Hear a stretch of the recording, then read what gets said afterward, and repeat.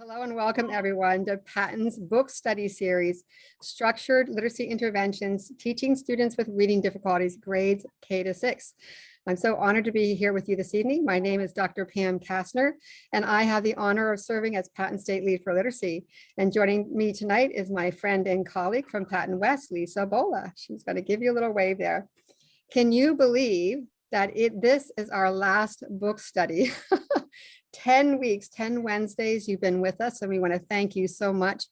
And again, express our gratitude and your dedication after working all day long and maybe attending the PaTTAN Literacy Symposium all day long. Here you are again for this session on Chapter 10, Structured Literacy Interventions for Mixed Reading Difficulties. And who better than Dr. Louise Spear-Swerling to teach us on this topic? We're so grateful. She launched this book study with Chapter 1, and she's closing it with Chapter 10. And now Lisa Bola will share her bio, and then Dr. Spear-Swerling will lead us in this learning. Hello, everybody, and welcome. Again, it's very nice to see such high numbers today after quite a day that we had. I actually had the honor of spending some time with Dr. Spear-Swerling when we were together at the last Literacy Symposium, so I'm honored to be able to introduce her at this last wrap-up. Louise Spear-Swerling is a professor emerita of special education at Southern Connecticut State University in New Haven, Connecticut. Her primary research interests involve children's literacy development across the K-12 grade span, common types of literacy difficulties, including dyslexia, and teachers' knowledge base in preparation for teaching reading. Her latest book is The Power of RTI in Reading Profiles, a blueprint for solving reading problems, published by Brooks. Currently, she serves on the editorial boards of Reading Psychology, Teaching Exceptional Children, and Pam, I always do this wrong, the Annals of Dyslexia. So thank you so much for joining us tonight, and welcome, Dr. Spear-Swerling. Thank you so much for that lovely introduction, Lisa, and thank you for, to everyone who's here. I really do admire the commitment that people have to professional development, especially after having likely had a very, very busy day. And now it's the evening, and I'd probably be on the couch dropping off to sleep. So thank you so much for your interest. And thanks also to PaTTAN and to Pam and her colleagues for all the work they did in organizing the book study. So if you've been here for previous sessions, you've probably seen this slide, 9 times already before me. So I'm not going to go through all of the bullet points here, but I will say that tonight's session, I think, gets particularly at the ultimate purpose of the book, which is to be able to implement that last bullet point there, to be able to implement structured literacy interventions successfully for a wide range of struggling readers in grades K to 6. Because the last chapter of the book was really kind of intended to put it all together, to pull together from previous chapters. And also, I want to say a word about a couple of the resources that I included for tonight's session. You might notice that one of them I also included when I did Chapter 1, and this is the IES Practice Guide for grades 4 to 9.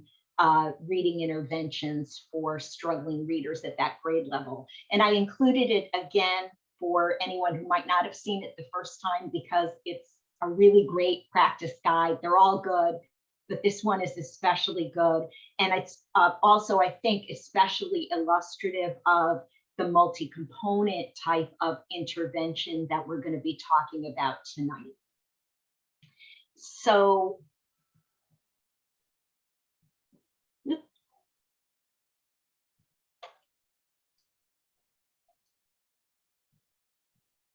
there we go. Sorry about that. Having trouble advancing the slide. There we go.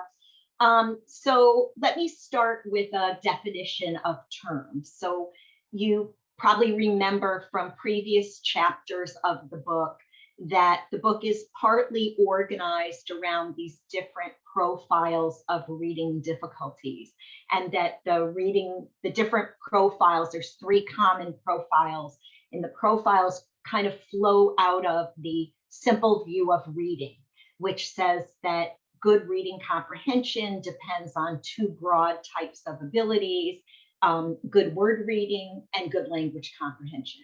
So it follows from that that poor readers can be weak in one area, but not the other one, or they can be weak in both areas.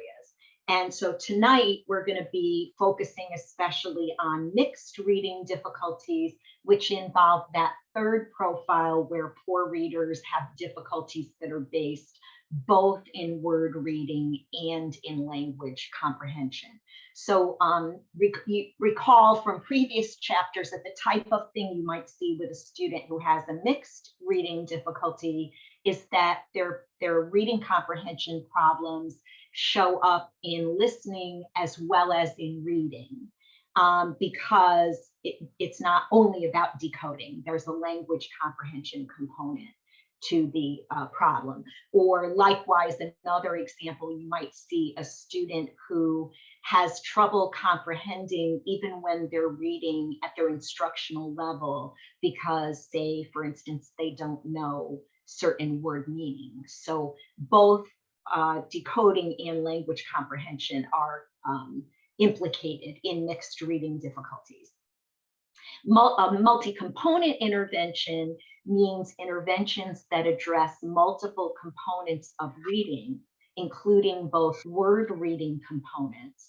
So components that have something to do with reading the words, whether it's phonemic awareness, phonics, or for a more advanced student, reading multisyllabic words, and components of comprehension, such as vocabulary, background knowledge, syntax, inferencing. So by definition, students with mixed reading difficulties need multi-component types of interventions to address their needs. One important distinction that it can be helpful to make up front is to distinguish Tier 1 instruction from children's needs in intervention. So for example, students with that first profile need the kind of good Tier 1 instruction and comprehension that all students need, but by definition, they do not require intervention in comprehension. So our focus tonight is going to be on the intervention part. So because a student is not, say, getting intervention in vocabulary or background knowledge or something like that, it doesn't mean they shouldn't be getting instruction as part of Tier 1 in those areas. But our focus tonight is what are the areas that actually need intervention as opposed to just core instruction. Mixed reading disabilities are a very common profile of reading difficulty, especially among poor readers beyond the primary grades.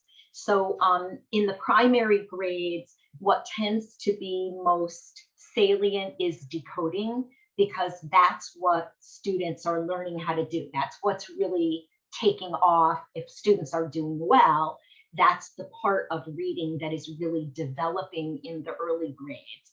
And usually the texts that students are reading are relatively simple and they don't make a lot of demands on comprehension.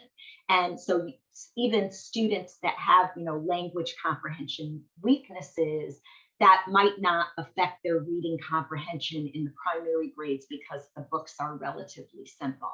It could if the student has more severe language comprehension problems, but not if they're milder. So you see more of this mixed profile potentially as students get, into the middle or upper elementary grades and beyond. MRD is also a more common profile of reading difficulty among students with relatively severe reading comprehension problems as opposed to milder problems, and also a fairly common profile for students from English learner or low socioeconomic status backgrounds, because students aren't having not always, but many students are not getting the same exposure to English vocabulary or English academic language. So in this case, it's a weakness that's coming more from lack of exposure than a learning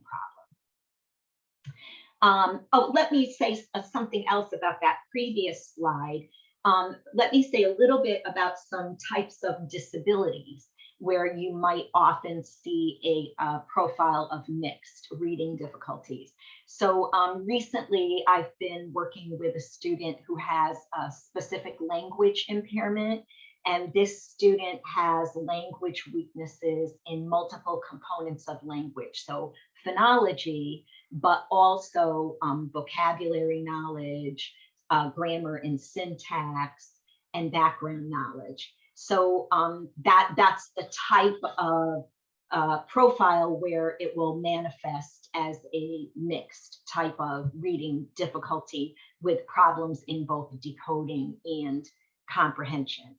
So if you work with students who have oral language disabilities or specific language impairment, or sometimes it's called developmental language disorder, particularly when it continues into the elementary grades and is more severe, you can expect often to see a mixed profile in reading with that type of student. Another example, and I've seen this many times working in low-income school districts, is that students with dyslexia may end up having a mixed profile rather than a specific word recognition type of difficulty. Usually dyslexia, because the core problem is decoding and phonology, often those students will have the first profile, specific word recognition difficulties, but sometimes if a student like that also has not had ample exposure to academic language and English vocabulary, then you get a broader pattern of difficulties where the phonological weaknesses and the decoding weaknesses are due to the dyslexia, and the, say, vocabulary weaknesses or weaknesses in background knowledge are more experiential. But still, it's a mixed profile, and all of those areas need to be addressed in order for the student to progress in intervention. A third type of student with a disability that you might see that has a mixed profile are some students on the autism spectrum. So there's sort of a stereotype about students on the autism spectrum that they have comprehension weaknesses, but decoding is often good. And certainly you do find students with autism who are like that, where word reading is not an issue at all, and the main issue is comprehension. So that would be a specific reading comprehension profile. But there's a subgroup of students with autism who have decoding problems, and sometimes very severe decoding problems like you see in students with severe dyslexia.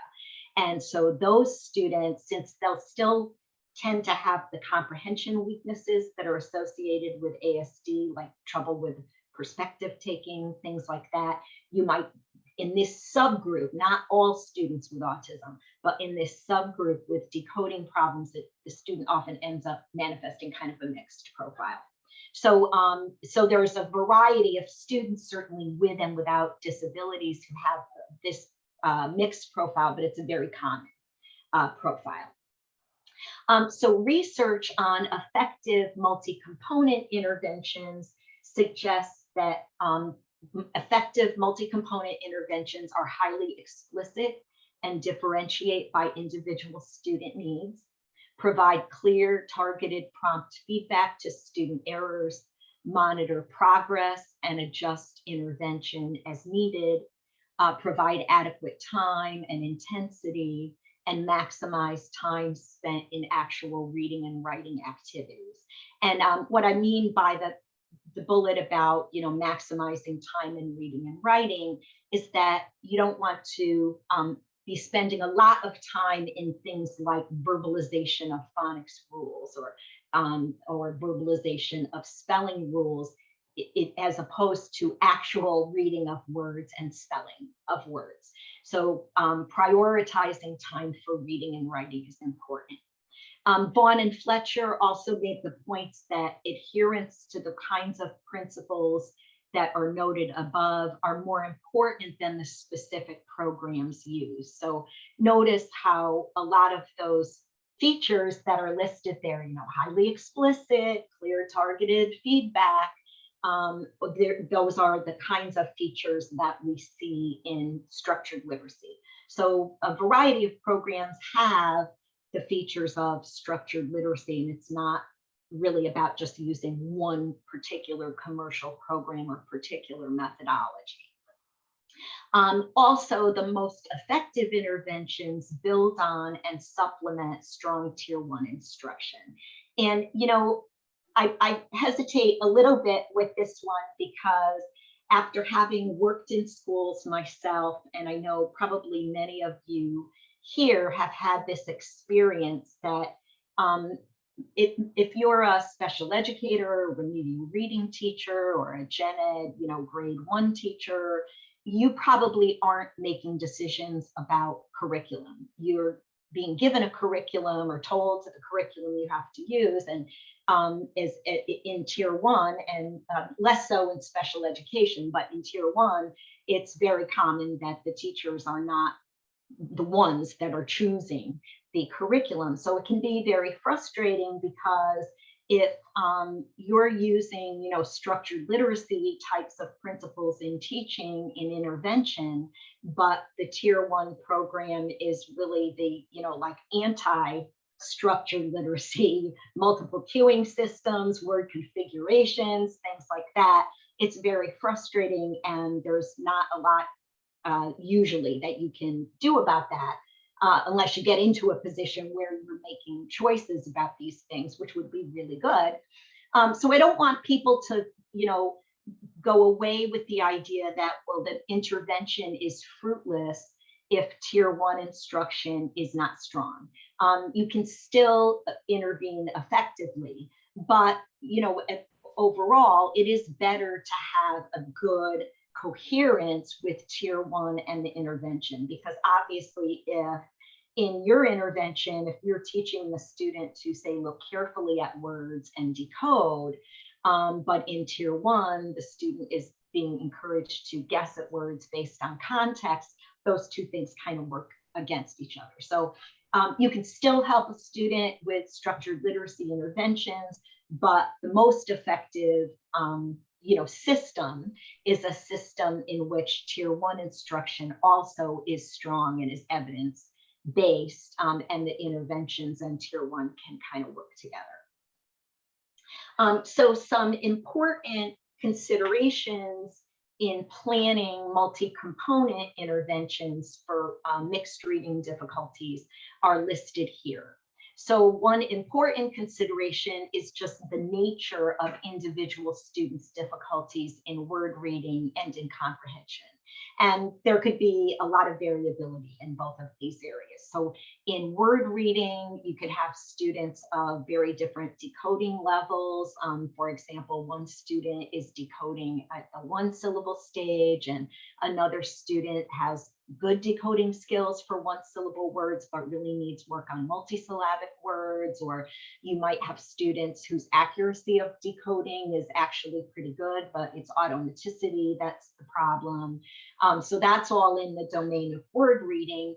Comprehension is an even broader term. So one of the sayings I like is from the movie Casablanca, you know, round up the usual suspects. If a student has poor comprehension, there are certain areas that are the usual suspects, the things that are often problematic.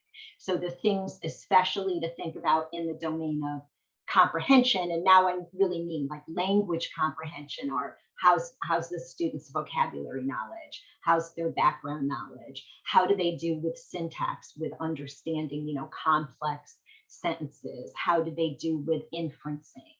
If I were dealing with a student on the autism spectrum, I would really want to look at pragmatics, because that's you know, using language in a social context and taking the perspective of different characters. That's often a problem for those students. So there's a lot of variability in the specific difficulties a student with mixed reading difficulties might have, and being able to pin those down and target them in intervention is important. It's also important to consider the severity of individual students' difficulties in word reading as compared to comprehension. So for example, you might have a student with dyslexia who's got extremely low word reading, who also has mild language comprehension difficulties, and that's kind of like Terrell in chapter 10. He was a student like that. And so Severity will guide the time allocations and the emphases within intervention. So if a student has really severe difficulties in one area and much milder difficulties in the other area, you're probably going to want to spend more time in intervention on the more severely impaired area.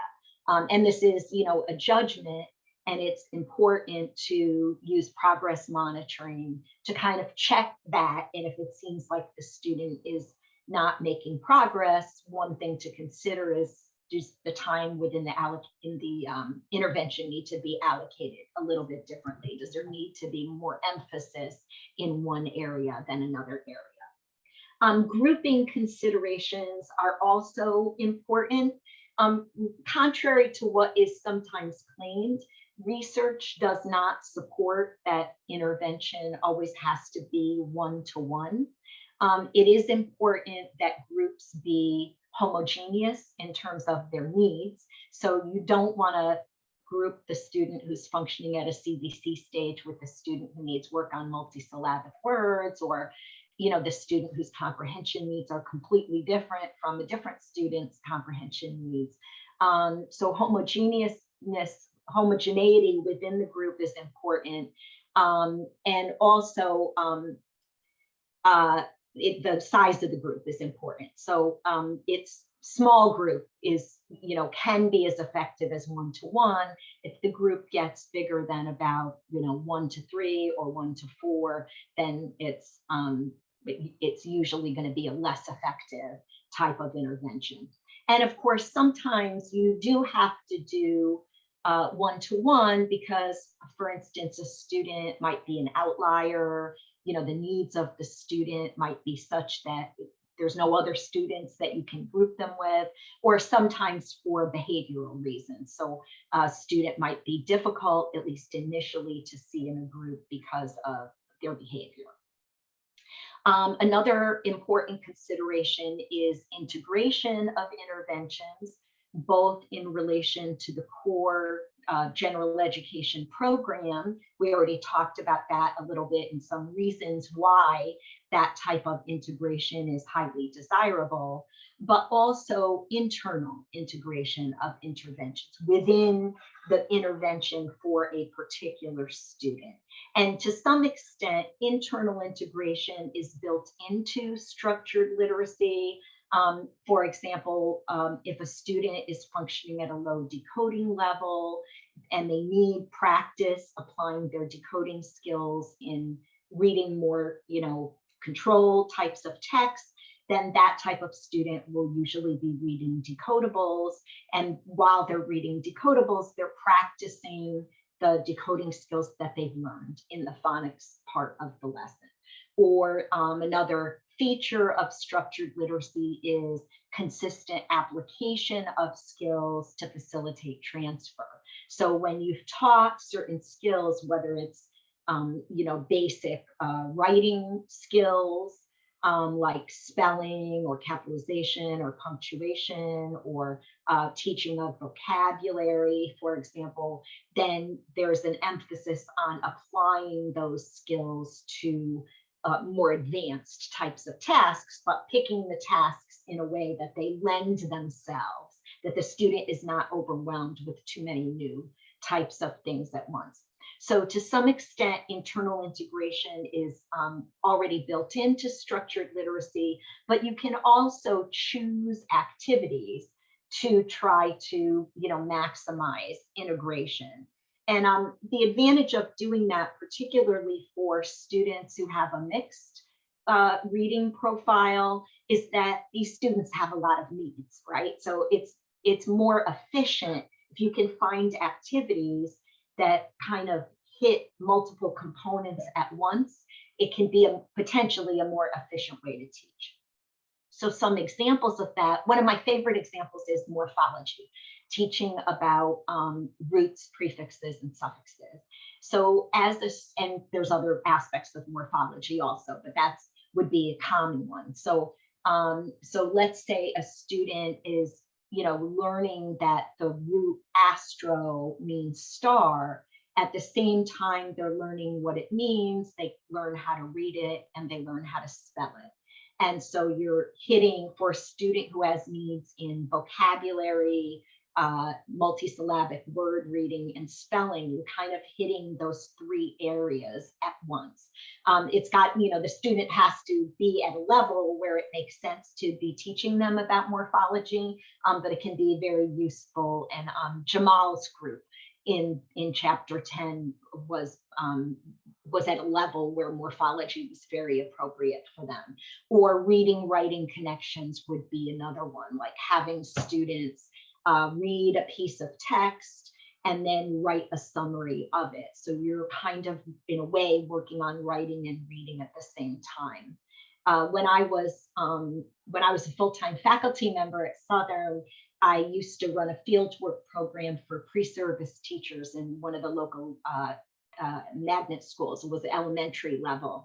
And one of the activities that was really successful with the kids we had in fieldwork, because the pre-service teachers would be tutoring children under my supervision, would be they would do these multi-sensory activities, tracing activities for irregular words like come, some, done, of, the, etc. And so the student would trace and say the letters and then the whole word, and do that repeatedly, and then turn the paper over and write the word from memory. So for done, they would be doing something like D-O-N-E, done, D-O-N-E, done. And then when they thought they could remember the word, they would turn the paper over and write it from memory. And if they made a mistake, they would have to repeat it. If they were successful, it would go into a file for future review. So I actually did a small study on the fieldwork program and did find that the multisensory activities, which were a really efficient way to teach the words, benefited both the children's spelling and the reading of irregular words. So in chapter 10, there is a basic lesson format that is shown. And I didn't want to put the whole format on the slide because it would be dense and busy. So I thought I would focus on the broad areas. So there are 5 broad areas to the lesson format. There's word recognition and spelling is one area.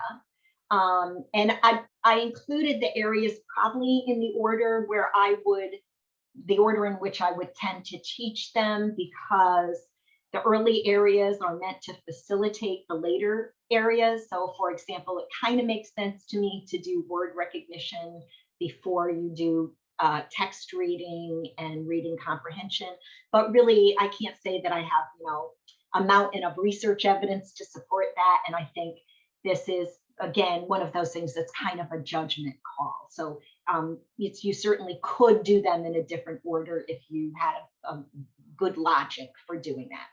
So word recognition and spelling, so that would be the area where if you have a child that needs work on you know, a phonemic awareness or phoneme grapheme relationships, or, you know, phonetically irregular words, what you would be teaching in those skills in that section. Morphology would also go in that section. Another section, broad section, is fluency building. And that would include automaticity of word reading. So if you have the type of student who can read words accurately, but they're slow, it's laborious. So maybe you're doing, you know, flashcard activities to try to build automaticity on common words.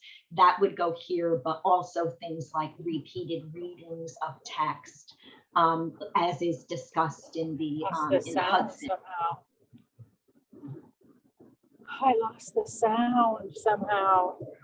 I apologize. Someone needs to mute. We'll find out I who. don't want to lose it. Hi, Pam.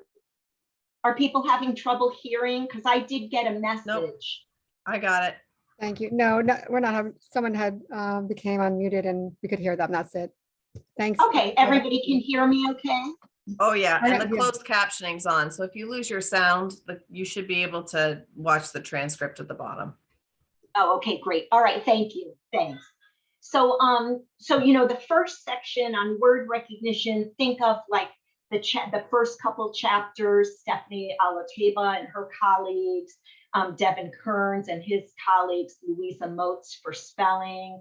Those are, the chapters you could pull from for suggestions for structured literacy activities, again, depending on the needs of the individual student. Fluency building and repeated readings, those were discussed in the chapter by Roxanne Hudson and her colleagues. Text reading and reading comprehension. Here, text reading is reading a new text as opposed to a reread. And for these kinds of students, you would often want to have a considerable focus on the reading comprehension piece.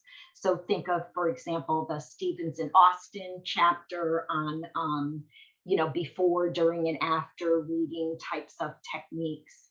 Language comprehension means oral language comprehension. And the last broad section is writing to develop reading. So here it's not a complete approach to writing like Lambrecht Smith and Haynes had in their chapter. That was more of a complete approach to writing. In this lesson plan format, it's intended to more reinforce specific components of reading. So for example, if you have a student that has difficulties with syntax, then sentence combining activities in writing could also help them with understanding more complex sentences in their reading. And there are activities, I believe, in the Haynes and Lambrecht Smith chapter about that, and certainly other aspects of the chapter would be, relevant. So the broad areas here are usually relevant to intervention for all students with mixed reading difficulties. However, the sub areas may not all be relevant. So for example, a sub area like phonemic awareness or phonetically irregular words, if you're working with say an older student, they might not have needs. They might need work on multisyllabic words, but not on some of these areas. And conversely, if you have a beginner, they're not going to be probably working on the kinds of things that would be that would go into multisyllabic words. You might wonder, generalizations means rules. So you might wonder why a couple slides ago I said don't spend too much time on rules, and now I'm mentioning generalizations or rules. So I want to clarify that. So keep in mind that it's not that we don't want to teach generalizations to students. So a common set of generalizations you would often teach to beginning decoders would be things like syllable types. I used to train my teacher candidates when I taught undergraduates to teach syllable types. But it's really important to do it in a way that emphasizes application to actual reading. Okay, so it's important for the teacher to be able to verbalize what the rule or generalization is. So for the first syllable type, well, let's use Magic-E. So for Magic-E, the pattern is the word has one vowel, one consonant, and an E that ends the syllable, right? So it's important for the teacher to be able to teach the rule in a clear, concise, unambiguous way. But what's important for the student is not really so much that they can parrot back the rule, it's that they recognize the pattern in words and that they can apply it to decode the word. So an activity would be, the teacher presents the rule or the syllable type and then has the student sort word cards that include Magic-E and not Magic-E.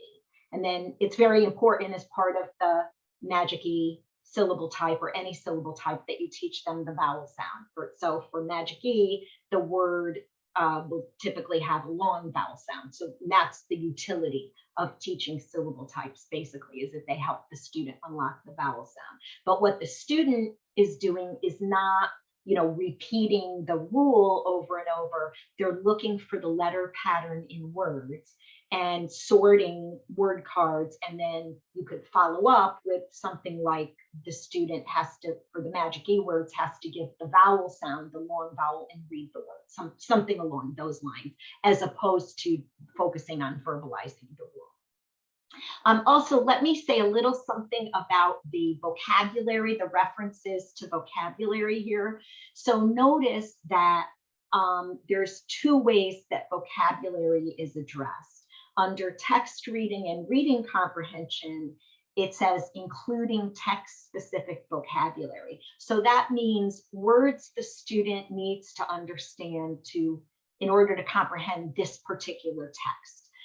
And it could also include things like content vocabulary, if for students that are a little bit older and where content, reading in the content areas is becoming increasingly important. Under language comprehension, it says including general vocabulary development. So that is not text-specific vocabulary, but building the vocabulary of students who need vocabulary intervention. So if you're familiar with Isabel Beck's work in vocabulary, she talks about tier 1, tier 2, tier 3 vocabulary words.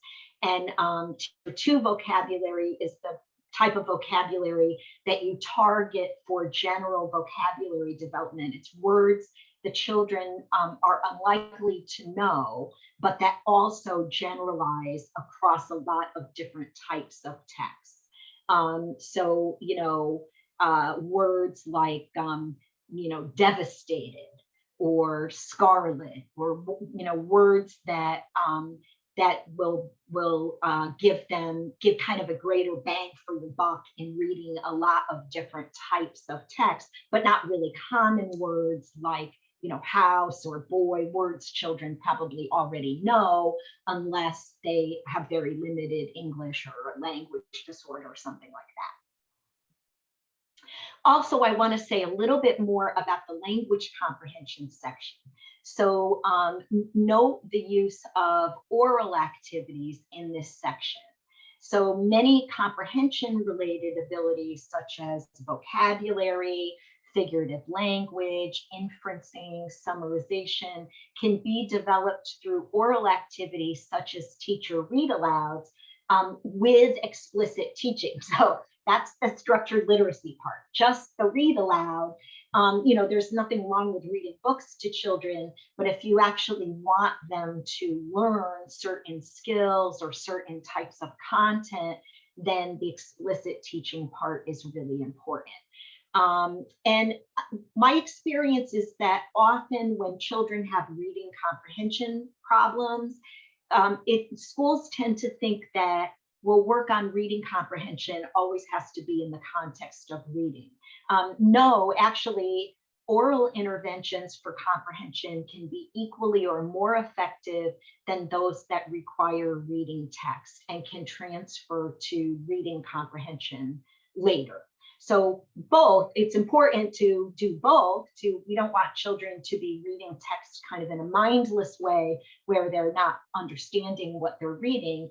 But it's important to realize that oral interventions can also promote reading comprehension very effectively.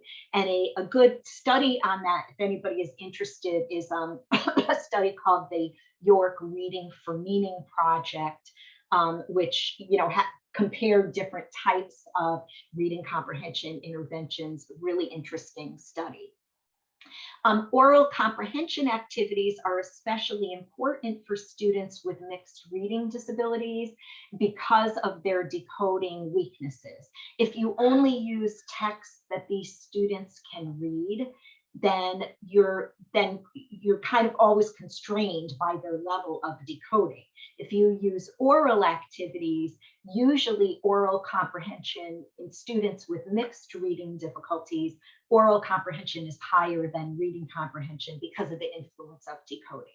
So often oral comprehension will be not at great expectations, but higher than reading comprehension. And you therefore have more, you can do more, rich language, more vocabulary.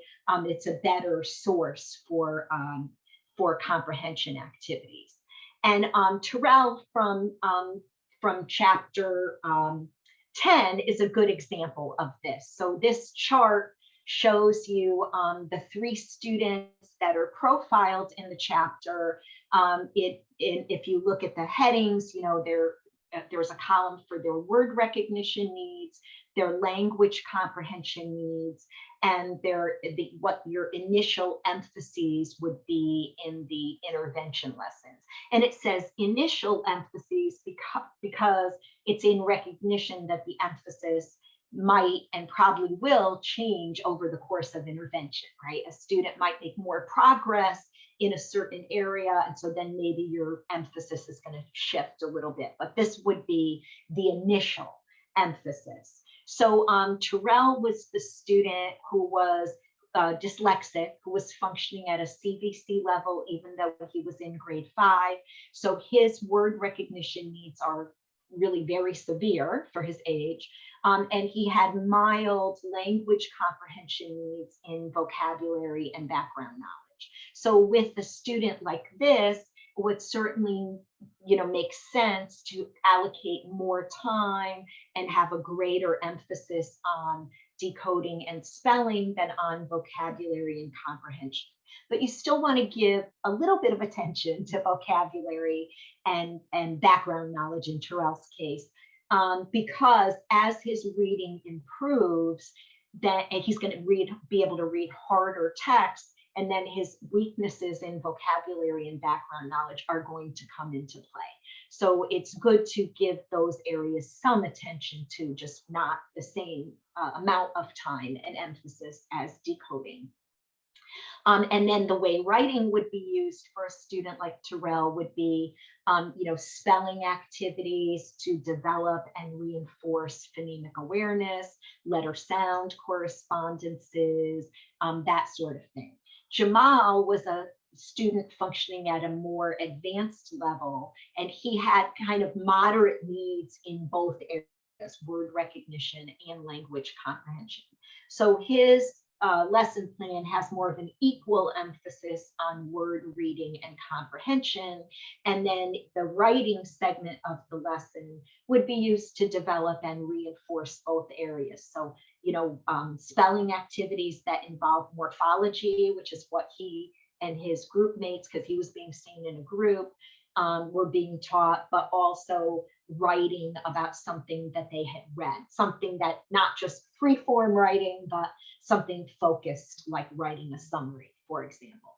And Lacey was a student with specific language impairment. So she had moderate decoding needs, but more, moderate to severe language comprehension needs because of her oral language impairment. And she also had needs in the area of syntax, as well as vocabulary and background knowledge. So this is a student where there was a slightly greater emphasis on comprehension, and writing could be used to develop and reinforce syntax, which is her weak area, as well as basic reading and spelling skills, and the involvement of a speech language pathologist, because she was identified with a language disorder and she was getting speech language services.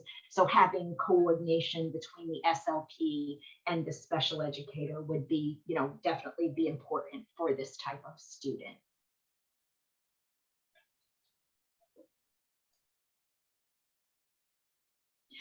So just to kind of sum up a little bit, some specific examples of features of structured literacy in the sample lessons for these 3 children. Key skills and concepts are explicitly taught and modeled by the teacher, both with regard to foundational skills like decoding and spelling, but also skills that are higher level like syntax, reading comprehension, writing. The teacher in the chapter used a scope and sequence. Scope and sequence just means the order in which you would teach specific skills. Like for phonics, you would usually do, CVC words and then short vowel words with consonant digraphs and consonant words with blends and then magic E, etc.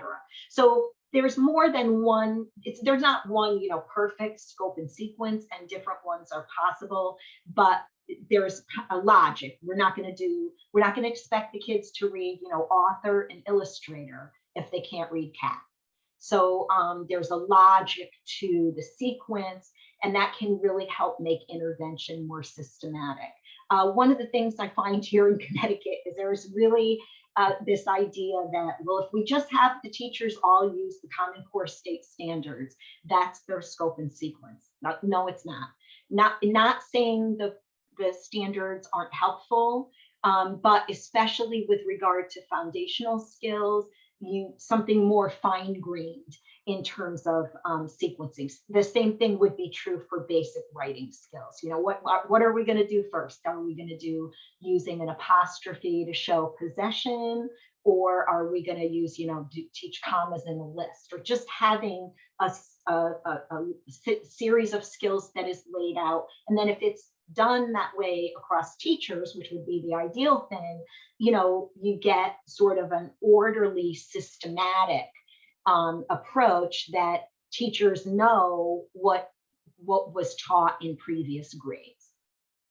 The teacher provides prompt targeted feedback to errors, so decoding errors in oral reading or the gist statements in the student logs for Jamal's group. Instruction is organized and sequenced to minimize confusion. So the short vowel, we're not going to do all of them at once because that's confusing, especially for children who struggle. So we'll do one or two at a time, and then when children master those, we do the next one. Lacey's sentence combining activities use the word patterns she could read and spell, not just any words. And instruction provides practice and application of previously taught skills in multiple ways. So, so that gets us to the discussion questions. And the first question is about whether you see the profile of MRD on your students. How can you tell? And for these students, what are some areas of word reading and comprehension that tend to be most problematic? The second set of questions asked you to think of a particular student with MRD that you currently work with or have worked in the past, and considering the structured literacy activities that have been discussed in previous chapters of the book. What are some examples of activities that might be beneficial in intervention with the student you're thinking of in the domain of word reading or spelling and in the domain of comprehension? And then the last set of questions is about the challenges of implementing multi-component structured literacy interventions for these students. How are the challenges different for younger and older students, or for students with more severe versus milder types of reading difficulties? Note that a mixed reading difficulty can be mild, right? So a student could have mild problems in decoding and mild problems in comprehension. It's more about the how broad the pattern is. So students with MRD have a broader pattern of reading difficulties to encompass both word reading and comprehension, but it could vary in severity. So I'll be happy to address questions people might have. It doesn't, we don't have to use the discussion questions, whatever questions you want to ask. And again, thank you all for your attention tonight and just for being here. Thank you, Louise. We always learn so much from you. You're always so thorough and explicit. Thank you so much. Just like structured literacy. We do have a number of we do have a number of questions, so Lisa and I are just going to go back and forth. And the first question that was asked is about students with autism spectrum disorder who can decode well, but do not comprehend well. Any suggestions for students with autism spectrum disorder? Oh, yes, I would say, so when you know the disability, and autism is a really good example of this. So the disability information can be very helpful in kind of telling you, you know, what kinds of things you might want to zero in on, right? So students, kind of a core feature of autism is difficulty with perspective taking. So a student like that might have trouble when reading a narrative, you know, answering questions about like, why do you think a certain character did such and such? Or how did this character feel? You know, those are things that are a weakness for a lot of students with autism because of the characteristics of autism. Another common problem in autism, and I'm not sure why this is, and I'm not saying all students with autism have this, but sometimes tracking pronouns in a text, like anaphoric references, are often a problem for students. So, you know, when you're reading a text and it will say, you know, she, well, who's she? What character is being referred to? So if a student has those kinds of problems, sometimes things like color coding the pronouns to help the student keep track of the pronoun can be helpful. Sometimes students with autism have trouble with multiple meanings of words. So overall vocabulary, if the student has good exposure, their vocabulary might be an average range, but multiple meanings are still often a problem, like bank, a place where you put your money, versus bank, a river bank, that sort of thing. So explicitly teaching multiple meanings of words. So with a student with autism, those are the things I would look for, you know, in addition to the things you'd look for with any student. What's the broad level of vocabulary, background knowledge, and those things can vary for students with autism like anybody else, like other students. But there are some specific things I would want to, you know, look at more closely because they would be common areas of difficulty. Louise, too, I would recommend Chapter 7. The recording from that Dr. Zippoli's session was amazing and had offered many of the things that you just suggested. His chapters around oral language comprehension. It was fabulous, and his suggestions. Yeah, he's very wonderful. practical. He used to be my. We're trying to steal him back. And I used to think like, wow, this guy, he does such good work. And He does. So glad that more people are getting exposed to it. Yep. And then Lisa, you have the next one. Yeah. So the next question, actually, I'm going to kind of tie in too. The next question is, do you have a preference for a tier 1 curriculum? And that was followed actually by somebody mentioning that their district's opposite, like their tier 1's great, but then their intervention isn't structured literacy. So maybe just talking about, if you wouldn't mind, how can they address that? Yeah, absolutely. I mean, I have seen that happen. You know, I have seen situations where the tier 1 is actually better than the interventions. I remember a grad student told me once about intervention in her school. This was a while back, so hopefully they're not doing this anymore, but it was, the intervention was practicing the CBM. And I was like, no, you did the CBM is for assessment. You don't, repeat the CBM over and over in the intervention. That just invalidates the assessment. So yes, it's not always the tier 1 that is problematic. I don't really have, I hesitate to mention specific programs because then sometimes people kind of latch on to that and think that they're the only good programs. I mean, I would basically, in looking at programs, look for the kinds of features that we've talked about. So some of the ones that I've seen, I mean, I will mention a couple. Super Kids is one that I think is good. There's another one that I know I'm not going to be able to remember the name, but I saw it being used and I thought that one was good. Core Knowledge, which is kind of has a big focus on background knowledge. Natalie Wexler talks about that a lot in her book, if you're familiar with that. But they also teach decoding very explicitly. They use decodables in the early grades. So there are some really good programs out there or curricula. Another reason I hesitate to name them is sometimes they change. So sometimes one that's really good, then they decide they're going to do, you know, more multiple cueing systems or something, and then they're not so good. So, so it's safer to look for the features, you know, do the activities, the text kind of represent the kinds of features you would want. It's a different consideration for tier 1 than when it's intervention for children who are really struggling. And you need flexibility for children that are, you know, learning easily and take off, for them to be able to move ahead. But it's similar, would be similar principles in terms of covering the important areas of reading, teaching explicitly and systematically, that sort of thing. Okay, Lisa's going to thank you again, Dr. Spear-Swerling. Just a wealth of information, and we're so honored to have done this book study with you. To have it open and close with you is even better. And it was my pleasure. Thank you so much. And we also want to say thank you to all of you. Hundreds and hundreds of you have attended every single time. We are so honored. I see lots of thanks in the chat, and we want to say how grateful we are to you, the PaTTAN team, for you being here and asking about a next book study.